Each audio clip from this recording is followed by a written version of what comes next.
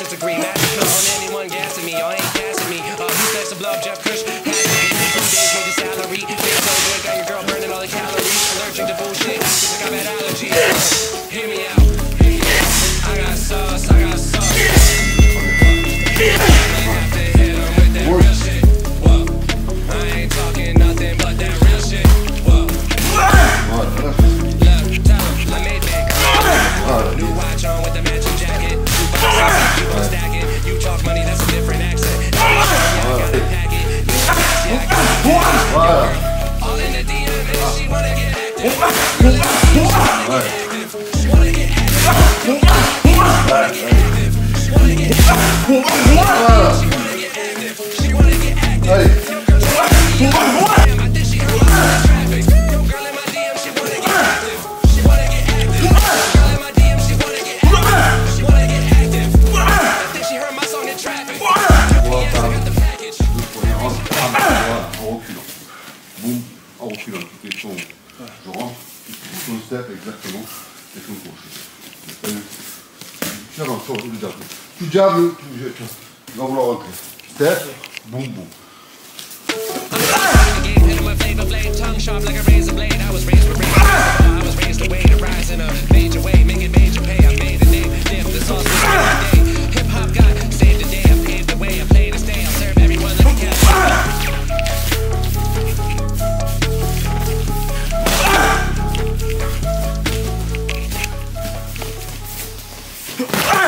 Par contre, c'est bien quand tu arrives à mettre, quand tu boxes bien, 1, 2, tu piques intérieur. Tu piques intérieur. Mais ça leur roule la jambe.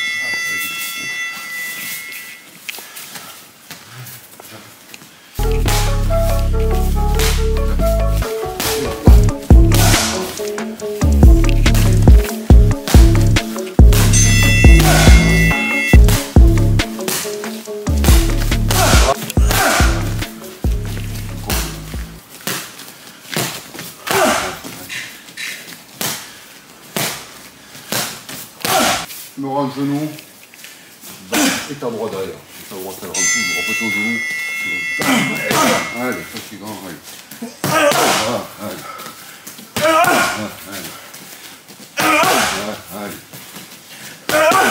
Ah, du coup, Jean-Michel, là, c'est toi qui t'occupes du game plan pour le prochain combat? Pas du tout. Pas du tout. Walid Seguir. Walid Seguir. Ok, en fait. Pas du tout, pas du tout. Tu connais Walid Seguir ou pas? Oui, bien sûr, bien sûr. Il est en vacances, il est, on l'accueille gentiment. Ouais, je suis venu. Il a son coach. Je suis venu pour les sparring. D'accord. Ah, je suis venu Ah, pour c'est les ça que la question que je me pose. Je suis venu pour les sparring et pour l'OM. Ah, ok. Ouais, ça va, c'est un beau combo. Ah, voilà, c'est un bon emploi du temps. Vas-y. Voilà. Là, ça fait commencer à 30 secondes, tu vas te lever gauche, droite, sport. Change tes positions. Dès que tu peux, tu changes tes positions. Voilà. Et vous passez technique.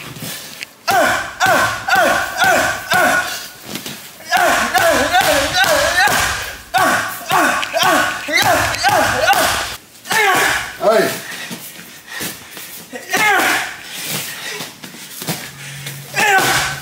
Allez, de suite, on y retourne. Allez, allez.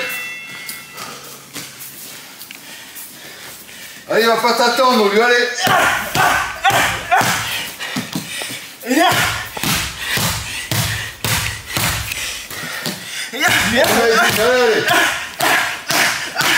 Tu restes 6 secondes, allez.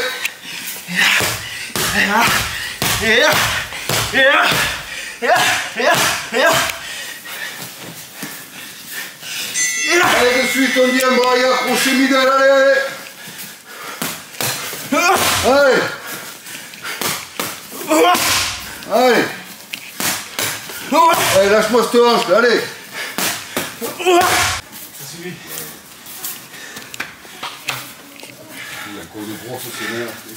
Bon décrassage. Ah, il m'a bien décrassé. Il m'a congestionné, après il m'a décrassé. Un petit mot, toi, Jean-Michel, tu le sens comment, Maïdine, pour son combat? Il est très très bien, c'est les amateurs, comme je le dis depuis un petit moment, l'avenir de ce sport. Et il est très bien, il est motivé, il a fait le déplacement pour venir jusqu'ici pour avoir des mecs de sa catégorie, pour tourner avec des mecs plus expérimentés que lui, donc c'est parfait. Maintenant, lui, il a envie de faire le jeu. Voilà. Toi, tu prends autant de plaisir à coacher les amateurs que les professionnels, j'ai l'impression. On prend du plaisir à ça, là, ouais. À les voir se faire progresser, à se faire du mal, à se donner les moyens d'atteindre leur objectif. Pardon. Je prends du plaisir, que ce soit au KSW, au Bellator ou ici, il n'y a personne, on est samedi matin, ça fait 3 jours que je le connais. Ah, ça se passe bien, du moment qu'il a envie de faire, on va faire. Super, merci Jean-Michel. Majin, comment tu vas? Bien et toi? Ouais, t'es bien transpirant là, t'es bien entraîné. Grosse séance là. Ouais. Du samedi matin. Écoute, moi je suis super content de faire ta connaissance et je me suis un petit peu renseigné avant de venir, j'ai fait mon taf. Ouais. J'ai vu que tu étais un combattant amateur. Bon déjà, tu as un nom qui est parlant. Tu fais partie de la famille Boafia, la famille des boxeurs. Est-ce que tu pourrais un petit peu te présenter aujourd'hui? Du coup, tu es un combattant de MMA, mais il me semble que tu as un background dans le judo, tu as fait de la boxe anglaise. Ouais, j'ai commencé le judo quand j'étais petit, il y a 3-4 ans. J'en ai fait 6 ans. Après, j'ai arrêté. J'ai commencé la boxe. J'en ai fait 5 ans. J'ai fait des petits titres par-ci par-là. J'ai fait 3 fois champion du Nord, 3 fois champion des Flandres. Ouais, tous les ans, j'ai gagné. Après, j'ai pas fait de champion de France, j'ai pas fait. J'ai été jusqu'au quart de finale. Après, j'ai fait quelques petits stages à l'INSEP. J'ai fait France-Cuba. J'ai fait plusieurs stages. Et voilà. Après, j'ai arrêté. Je me suis orienté vers le MMA comme mon frère Soeb. Il a créé son organisation, PEF. PEF, ouais. Et du coup, j'ai fait un combat là-bas. Après, je me suis lancé. Et toi, très vite, le MMA, il t'a attiré. C'est quoi ton premier souvenir avec les arts martiaux mixtes? Moi, quand j'étais petit, ma mère, elle nous a acheté à mes frères Soeb, Ilian et moi. On avait des cassettes du Pride. À l'ancienne, tu vois le blanc là. Le Pride, déjà on connaissait par rapport. Moi je connais le MMA. Le premier souvenir du MMA, c'était ça. Après mon frère Sofiane, le plus grand, il a fait du MMA. Il a commencé en 2009 ou 2008, je pense. Donc du coup ça remonte. Et ouais, donc je le suivais ces combats. Du coup le MMA ça fait. Est-ce qu'il y a des combattants qui t'ont inspiré ou ça a été plus tes grands frères justement qui t'ont poussé un peu dans cette voie martiale? Moi déjà, mon frère Sofiane, comme je disais, il faisait du MMA. Du coup, quand dans le Nord, il n'y en avait pas beaucoup qui faisaient du MMA. Il y avait mon frère Sofiane Boafia. Il y avait Mohamed Saya, je ne sais pas si tu connais. Ouais, de nom. Ouais, Mohamed Saya et Walid Seguir, qui est mon coach aujourd'hui. Donc c'était les 3 références, on va dire, dans le Nord en MMA. Et je faisais de la boxe et je m'entraînais déjà en MMA. Je faisais des petits, des fois, il n'y avait pas entraînement de boxe, je venais en MMA, je touchais un petit peu à tout, grappling, tout ça. Donc le MMA, ça fait un moment que je suis dedans sans y être. Enfin, j'étais dedans sans y être. Ouais. Et tu étais impatient justement de pouvoir commencer? Franchement, moi je me disais que j'allais pas faire ma transition MMA. Et ce qui me semble, il y a Soeb et lui, il n'a pas fait de transition MMA. Non. Peut-être, on ne sait pas. Ouais, peut-être. Peut-être, on ne sait pas. Comment elle s'est fait cette transition? Est-ce que ça s'est réfléchi en famille? Est-ce que c'était personnel? Franchement, ça s'est fait comme ça. Ouais, comme ça. Ça s'est fait comme ça. Mon frère, il avait besoin d'un mini-event pour son PEF1. Et à ce moment-là, j'avais déjà fait mes championnats de France. J'avais été éliminé en quart de finale, j'étais dégoûté de ça de la boxe et tout. Et il y avait le PEF1. À 2 semaines, je me suis dit allez, let's go. Et j'ai vu aussi que tu avais été passé par l'organisation l'Europe Beatdown. Ouais, Beatdown, j'avais fait un combat au Beatdown. Je faisais encore de la boxe. Ouais, ben ça s'est vu, KO au foie. Non, c'était mon dernier combat, ça, le KO au foie. J'avais fait un combat au Beatdown avant. Avant même? Ouais, avant, je crois, en 2021, je crois. J'avais fait un combat au beatdown, je faisais encore de la boxe. C'était en sortie de Covid. D'accord. Alors attends. Et la boxe, elle n'avait pas encore repris. Tu peux regarder sur Internet. Ouais, je vais checker. Ouais. J'avais pas encore repris la boxe n'avait pas encore repris les compétitions. D'accord. Je me disais, je vais faire un combat de MMA pour comme ça. Ouais, parce que moi j'avais vu un combat face à Jimmy. Ouais, Jimmy Gambert. D'accord. Regarde la date, je crois que c'est 2021 ou 2022. Ouais, c'est ça. C'est ça. Ouais, je t'ai dit. Et là, j'ai fait 2 combats au beatdown et 2 combats au PEF. Le premier et le dernier, c'était au beatdown. T'as vu une petite différence, toi, entre ces deux organisations, justement? Est-ce que... Ah ouais. Sans dénigrer le beatdown, qui est une grosse organisation. C'était déjà une grosse organisation avant. Mais le PEF, c'est un step au-dessus quand même. Tu vois que déjà, ça rivalise avec des... En termes d'événementiel, tout ça, de show. Ça rivalise avec des grosses orgas françaises. Ouais, c'est ce qui se dit beaucoup. Ouais. Moi, j'ai pas eu la chance d'assister, mais même au niveau des guests, on voit qu'ils se sont inspirés de ce qui se fait. Franchement, c'est un show à l'américaine, quoi. Incroyable. Tu vas là-bas. En fait, c'est bien pour nous, les amateurs, parce que tu as l'habitude de. Moi, par exemple, quand je vais passer pro, Inch'Allah, je vais déjà avoir l'habitude du show, tu vois. Ouais, quand je vais signer dans des grosses orgas, peut-être. J'aurai déjà l'habitude du show parce que le PEF, c'est ça qu'il propose, tu vois. Il y a des bons combats, du show, des guests, ça veut dire que tu es déjà dans l'ambiance. Et tes 2 premiers combats, justement, t'as gagné par décision. Tes 2 premiers combats, je vois sur ta apologie, t'as gagné. J'ai fait une décision. Ouais. Après. Le deuxième au PEF 1, il y a décision aussi. Ah ouais, décision, c'est vrai. Ouais. Et en fait, les 2 qui suivent, bah, t'as fini dans le round 1 et le round 3. Ouais. Non, round 3, round 1. Round 3, round 1. Ouais. Moi, je voulais savoir, est-ce que il y a eu un changement, quelque chose, tu vois ce que je veux dire? Est-ce que tu as senti que ton style, il fallait que tu sois plus agressif ou écoute, c'était les adversaires aussi qui ont fait que le combat s'est déroulé ainsi, tu vois? En fait, moi, je viens de l'anglaise. Du coup, l'anglaise, le but, c'est de toucher sans se faire toucher. Okay. C'est-à-dire, moi, mon style en boxe, quand je faisais de l'anglaise, c'était pas de faire mal. Tu vois, c'était de toucher. Ouais, tu piques. Voilà, je pique, je pars, je reviens, tu vois, in and out. Ouais. Mais je faisais ça mes premiers combats en MMA, mais j'ai compris que ça n'avait rien à voir en fait. En MMA, comme il y a la lutte, il y a l'aspect de la lutte, il y a le grappling, tu vois. Donc il faut faire mal, faut être dissuasif avec ses points. Parce que si je fais comme en boxe, je fais du in and out, je te touche sans se faire toucher. Tu vas marquer des points, mais... Ça va peut-être marcher au début. Ouais. Mais après, quand le niveau il va s'élever, ça va plus marcher. Donc j'ai dû adapter mon style, j'ai dû adapter mon anglaise pour que je fasse mal, pour que les lutteurs ou les grappleurs, tu vois, ils ont peur, tu vois. Ils frappent, tu vois. Ah il ne faut pas qu'ils rentrent n'importe comment, tu vois. Ça se voit sur tes combats que tu as une anglaise, elle est chirurgicale, tu as un gros bras arrière, bras avant aussi, tu frappes fort en plus. Ouais. Et justement, j'imagine la boxe, c'est le compartiment que tu aimes le plus dans ce sport, ou tu aimes aussi faire du grappling, de la lutte? Avec mon coach Walid Seguir, j'ai appris à aimer le grappling. Parce que lui, c'est un adepte du grappling. Il a été plusieurs fois champion de France de grappling. Tout le gratin du grappling en France le connaît. Tu vas dans les tatamis en grappling, tu dis Walid Seguir. Ah, il est connu. Ouais. Ah, papy, tu connais Walid Seguir? Très connu.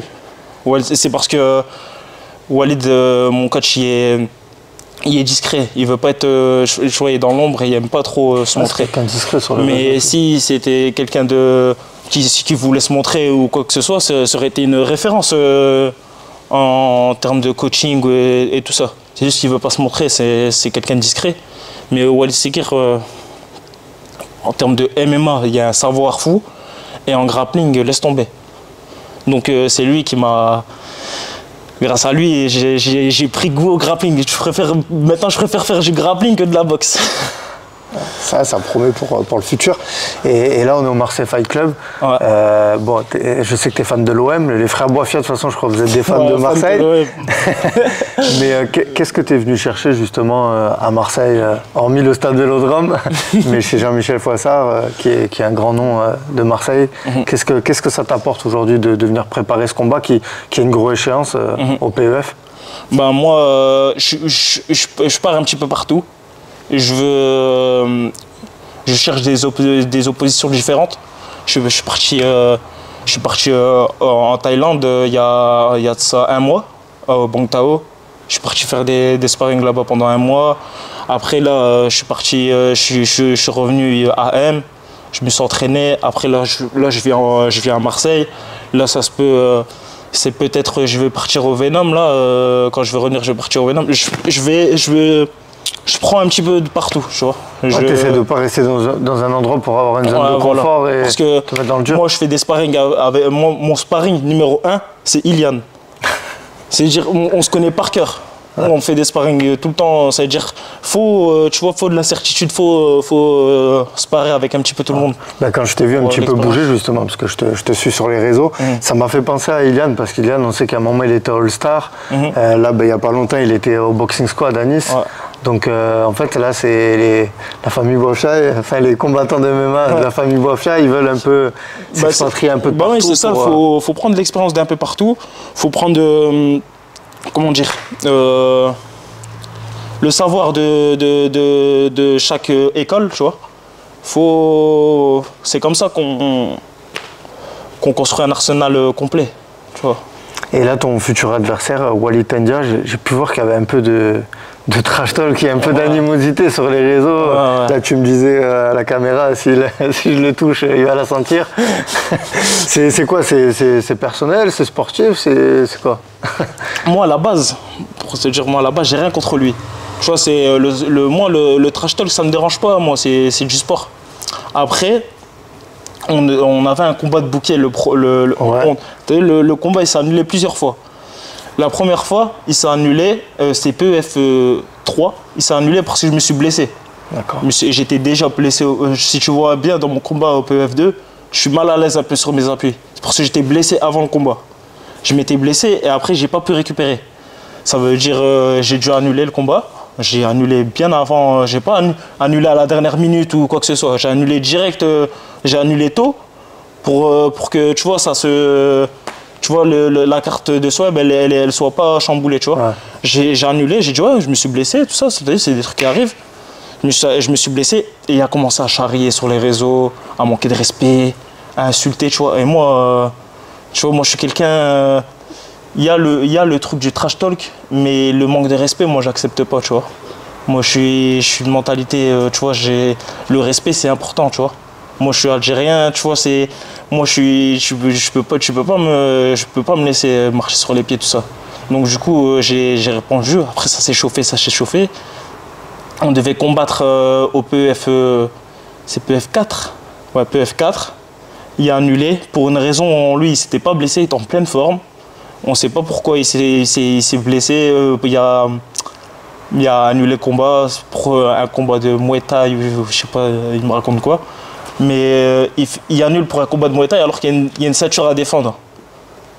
Soit tu es un combattant de Muay Thai, soit tu es un combattant de MMA. Tu vois? Ouais, bien sûr. Donc ça, c'est pas une excuse valable. Tu es d'accord avec moi? Ouais, non, complètement. Ouais. Si, soit tu lâches ta ceinture, tu dis, ah, moi je suis un combattant de Muay Thai, j'ai rien à voir avec le MMA, soit tu es un combattant de MMA, dans ce cas-là, tu défends ta ceinture. Et il a annulé, ça a parlé, mais moi je reste concentré sur mon combat. De toute façon, la réalité c'est la cage. Il pourra dire ce qu'il veut, il pourra monter la tête à qui il veut, sur les réseaux à qui il veut, mais la réalité c'est la cage. En tout cas, ce combat il va avoir lieu.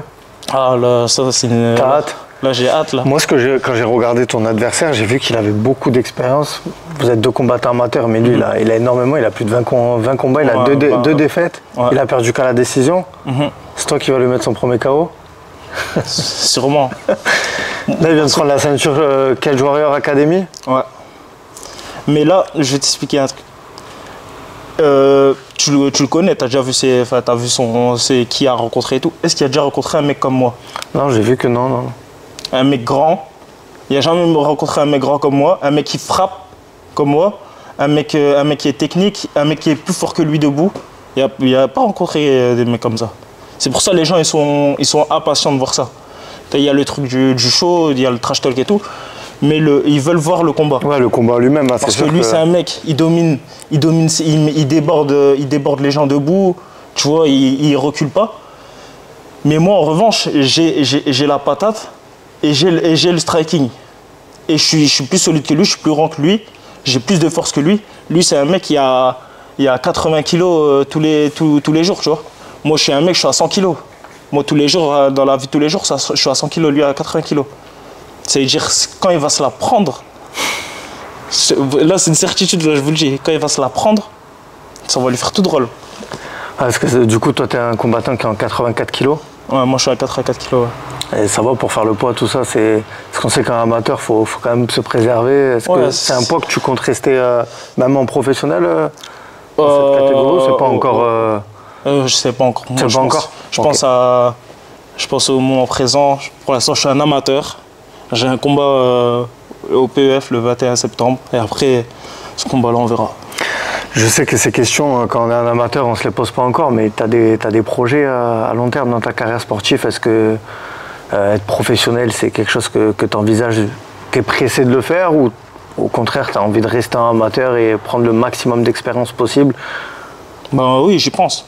Moi, je veux passer pro le plus rapidement possible. Ça se peut, c'est après mon combat, ça se peut, c'est dans 5 combats, tu vois, on ne sait pas. Tu vois, mais ouais, quand je suis au PEF, je combats pour la ceinture, tu vois, je combats contre le numéro 1 français, numéro 1 européen, tu es obligé de penser au step au-dessus, tu vois. Surtout que je sais que je vais le battre. Je suis obligé de passer. Pour moi, Wally, c'est un palier. Tu vois, c'est pas une finalité en soi, tu vois. Je suis un amateur, j'ai 24 ans, je peux pas m'arrêter à ceinture du PEF, tu vois. Ceinture du PEF, je la gagne, c'est bien. Tu vois, si je la gagne, c'est bien, mais il faut penser plus haut. Et quand on a son frère qui est organisateur, on a une pression supplémentaire quand on combat, ou... Parce que je sais qu'il t'a jamais favorisé, bien au contraire. Il m'a pas favorisé. C'est ça que je trouve ça respectable, c'est qu'au contraire, il t'a mis des adversaires... Wally, il n'y avait pas de cadeau. Il n'y avait pas de combat au PEF, il a mis pour la ceinture, alors que moi j'avais un combat au PEF, j'avais déjà une victoire. Il aurait pu me mettre moi, mais il a mis quelqu'un d'autre, tu vois. Il a mis quelqu'un d'autre. Tu vois, c'est... Ça met de la rage, ça. Je lui en parle encore aujourd'hui. Je l'ai encore là, tu vois. Mais là, tu vois, c'est la vie. Là, regarde, j'ai prouvé. Il m'a pas donné ma chance là. J'ai prouvé, j'ai mis des KO. Et là, tu vois, là, j'ai ma chance pour le titre et je veux pas la manquer. Je veux pas la manquer. Et faire aussi les championnats du monde, tout ça en amateur, c'est des choses... Non, ça m'intéresse pas. Je te mens pas. Sérieusement? Parce qu'on sait qu'il y a beaucoup de combattants amateurs qui le font. Non, franchement, moi, toi, tu préfères combattre dans les orgas et... Non, moi, je préfère... ouais, moi, c'est... Je combats dans l'organisation de mon frère. Je combats à côté, à proximité. Après, dès qu'il y a moyen de passer pro, je passe pro.